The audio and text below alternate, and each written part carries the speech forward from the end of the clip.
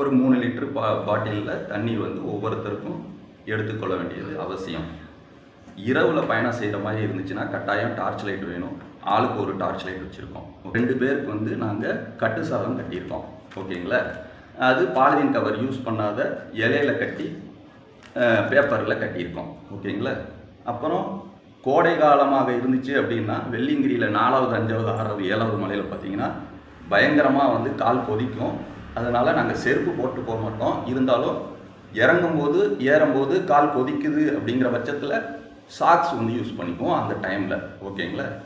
அப்புறம் முதல் மலை 2வது வந்து நாங்கள் எடுத்துக்கிட்டு போகிறோம். அப்புறம் துண்டு எடுத்துக்கிட்டு போகிறோம். ஒரு செட்டு உள்ளாடைகள் எடுத்துகிட்டு போகிறோம். தேவையான பழங்கள் எடுத்துகிட்டு போகிறோம்.